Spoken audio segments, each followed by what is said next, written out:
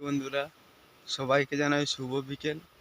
তো আমি এখন বাগানে এসেছি তেল মারতে।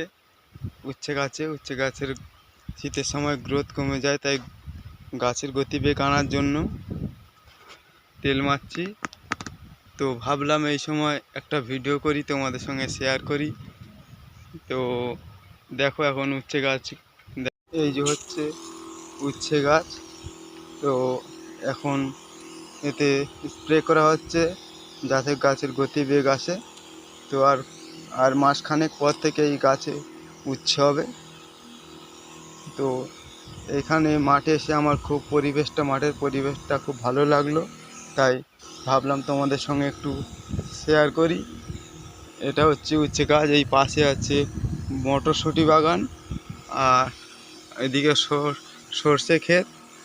এই যে সর্ষে ক্ষেত দেখতে পাচ্ছ তোমরা, আর এদিকে আমার সামনে যেটা দেখতে পাচ্ছ এটা নবোদয় স্কুল।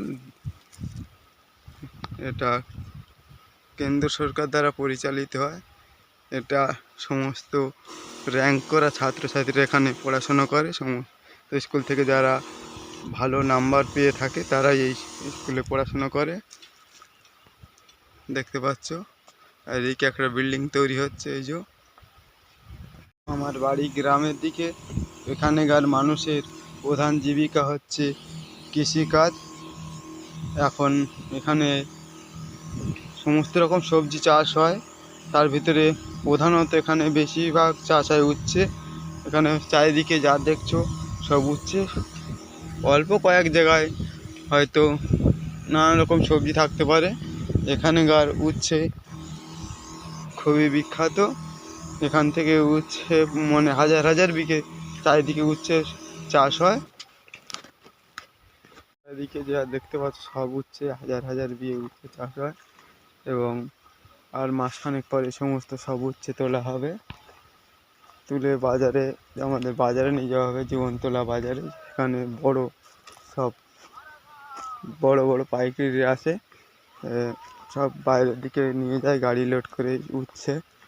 যেমন বিহার, ব্যাঙ্গালোর, পাঞ্জাব, নানা রকম দেশ মানে রাজ্যে চলে যায়। তো আজকের এই ভিডিওটা করলাম, তোমাদের ভালো লাগলে লাইক করো আর চ্যানেলটাকে সাবস্ক্রাইব করো।